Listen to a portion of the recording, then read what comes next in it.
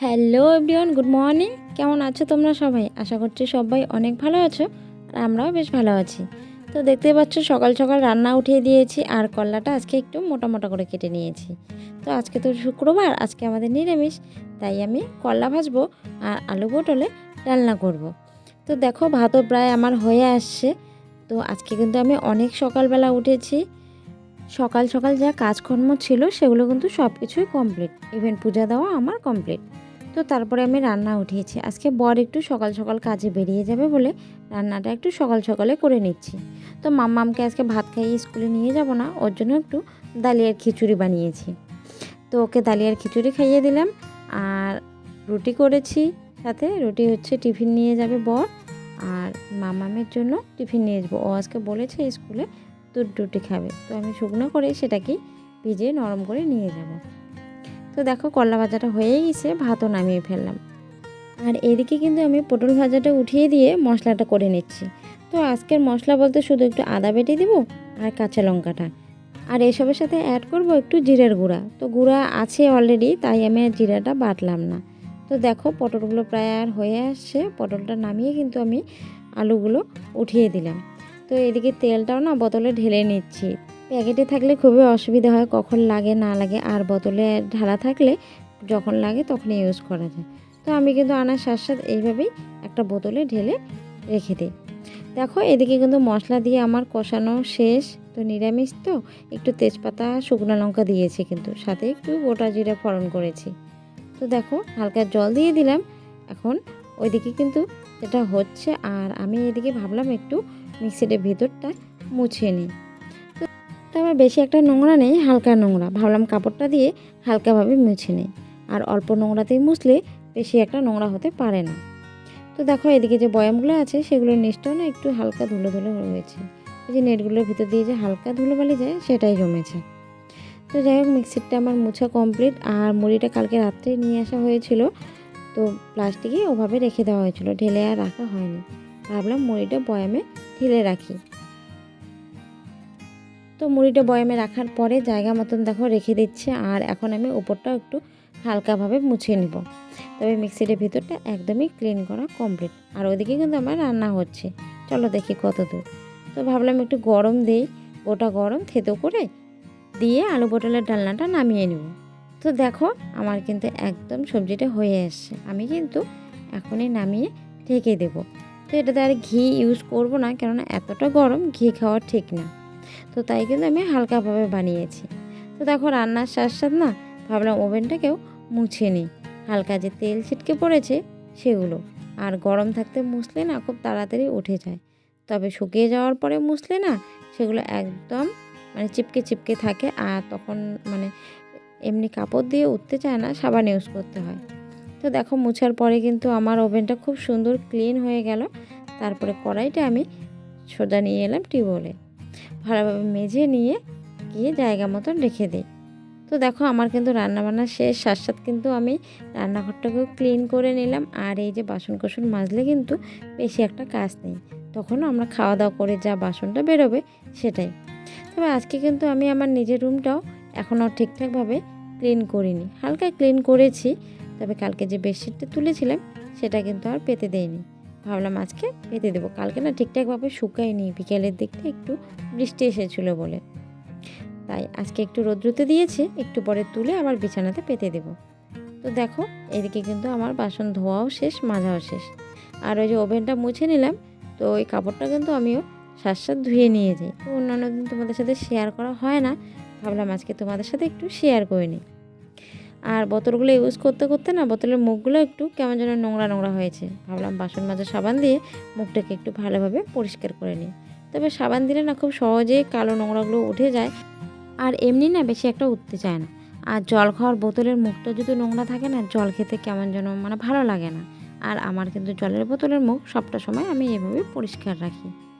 তো ভাবলাম আজকে সেগুলো একটু তোমাদের সাথে শেয়ার করা যাক। তো এদিকে দেখো খাওয়া দাওয়া শেষ, বাসন কোসনগুলো নিয়ে এসে জায়গা মতন রেখে দিচ্ছি। তারপরে চলো আর একটু টুকটাক পরিষ্কার করা যাক। এদিকে যে ওভেনের পাশে রাখা হয়েছে আমার যে মশলার কৌটোগুলো, সেগুলোতে উপরে একটু তেল ছিটকে ছিটকে পড়েছে। তো হালকাতে না মুছলে বেশি নোংরা হয়ে যাবে, তাই ওই কাপড়টা দিয়ে একটু করে সবগুলো হালকা হালকা মুছে নিচ্ছি। তবে বেশি একটা নোংরা হয়নি, তোমরা দেখতেই পাচ্ছ। উপরে যা হালকা একটু নোংরা হয়েছে, আস্তরণ পড়েছে তেলের, সেটাকেই আমি মুছে নিচ্ছি। তারপরে ঘরটাকে একটু ভালোভাবে ঝাড় দিয়ে ঘরটা মুছিয়ে নেব। তো বাস, রান্নাঘরের কাজ আমার কমপ্লিট। দেখতে পেয়েছো, রান্নার সাথে রান্নাঘরের কাজ গুছালে কিন্তু রান্নাঘরে বেশি একটা কাজ থাকে না, আর কাজ অনেক সহজেই তাড়াতাড়ি শেষ করা যায়। আমরা যদি প্রতিদিন এভাবে গুছিয়ে কাজ করি, তবে আমাদের কাজ কিন্তু বেশি কখনোই বলবো না কম ছাড়া। তাই তো আমি কিন্তু প্রতিটা দিন এরকমই করি। তো দেখো, আমার সুন্দরভাবে ঝাড় দেওয়া শেষ। তো এখন আমি মুছিয়ে নেব। তো মুছে নেওয়ার পর রান্নাঘরটা তো বন্ধ করে রেখে দেবো, আর রান্নাঘরটা একদম ক্লিন, খুব সুন্দর হয়ে থাকবে। তারপরে চলে যাব সোজা বেডরুমে বেডশিটটা পেতে দিতে। চলো, রান্নাঘরের কাজ শেষ, এখন বেডরুমে যাওয়া যাক। তো দেখো, আগে বালিশের কাভারগুলো ভরে নিই। বালিশের কাভারগুলো আর ভরা হয়নি, যেহেতু ইউজ করা হয় না, তো কালকে না এগুলো আর নেওয়া হয়নি, এমনি বিছানার সাইডে রেখে দেওয়া ছিল। তো দেখো, বালিশের কাভারগুলো আমি এইভাবে ঠেসে ঠেসে সুন্দরভাবে ভরে নিচ্ছি। তো দেখো, ধোয়ার পরে কত সুন্দর চকচকে হয়ে গেছে। এমনিতেও বেশি একটা নোংরা হয়নি, তবুও একটু ঘামের নোংরা ছিল, ওই আর কি। তারপরে বালিশের কাভারগুলো ভরানোর পরে বেডশিটটা পেতে নেব। এই ঘরের কাজকর্মগুলো কমপ্লিট করার পরে কিন্তু আমাকে আবার স্কুলে যেতে হবে, কেননা মাম্মাম স্কুলে আছে। আর ওর তো টিফিন আজকে আমি দুধ রুটি নিয়ে যাব, সেটা আমি অলরেডি রেডি করে রেখে দিয়েছি। তো দেখো, বিছানা বেডশিটটা সুন্দরভাবে টান টান করে পেতে নিলাম।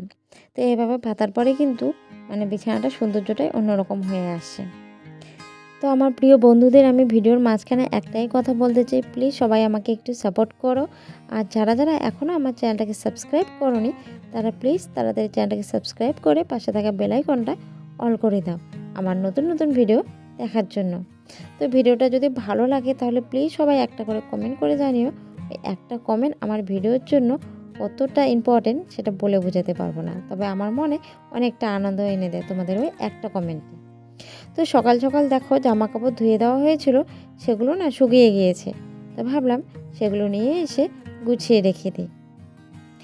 আর সাথে এদিকে ড্রেসিংটা একটু হালকাভাবে মুছে নিচ্ছি। তো বিছানাটা গুছানোর পরে আমি জামা কাপড়গুলো নিয়ে আসলাম। এতটা রৌদ্র উঠেছে না, কালারটা একদম চলে যাবে জামা কাপড়গুলো। তো সেগুলো নিয়ে এসে রেখে দিয়ে ভাবলাম না, ঘরের বাকি কাজগুলো তাড়াতাড়ি কমপ্লিট করে নিই, আবার ওইদিকে কিন্তু আমার স্কুলের বেলা হয়ে যাচ্ছে। তো দেখো, ড্রেসিংটাকে প্রতিদিনের মতনে আজকেও কিন্তু সে হালকাভাবে ঝেড়ে মুছে নিলাম। মুছে নেওয়ার পরে এখানকার যে তাওয়ালটা ছিল সেটাকেও হালকা ঝেড়ে পেতে দিলাম জায়গা মতন। তো দেখো, যেখানে যেটা জিনিস ছিল সেখানে সেটা আবার রেখে দিচ্ছি, তবে পরিষ্কার পরিচ্ছন্নভাবে মুছে।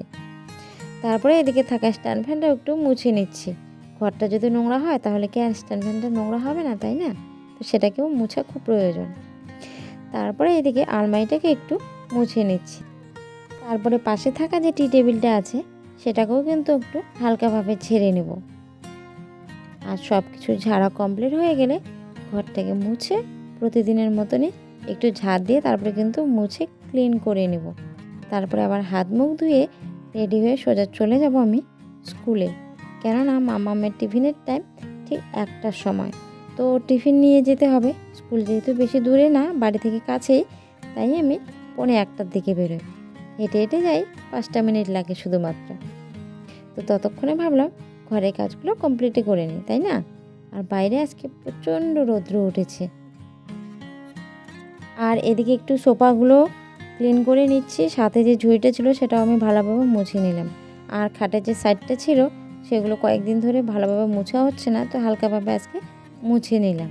যদিও যেদিন খাটটা সেট করা হয়েছিল সেদিন ভালোভাবে মোছা হয়েছিল, তাই বেশি একটা নোংরা নেই, তাই আমি হালকা আজকে মুছে নিলাম। তো দেখো, এখন কিন্তু আমি জিনিসগুলোকে সরিয়ে ভালোভাবে কোনাকুনি একদম সুন্দর করে ঘরটাকে ঝাড় দিয়ে নোংরাগুলো বের করে নিচ্ছি। আর আমি কিন্তু রোজ দিনে এরকমভাবেই ক্লিন করি। তো বন্ধুরা, আজকের ব্লগটা তোমাদের কেমন লাগলো? আজকের ব্লগটাতে যদি কিছু ভালো লেগে থাকে তাহলে প্লিজ চ্যানেলটাকে সাবস্ক্রাইব করে পাশে থাকা বেল আইকনটা অল করে দিও। আর সবাই প্লিজ আমাকে একটু সাপোর্ট করো। তোমাদের ওই সাপোর্ট, একটা সাবস্ক্রাইব আর একটা কমেন্ট আমার মনে অনেকটা উৎসাহ এনে দেয়। তোমরা এভাবে সাপোর্ট করলে আমি অনেক দূর এগোতে পারবো। বাই বাই, সবাই ভালো থেকো, সুস্থ থেকো, আবার দেখা হবে।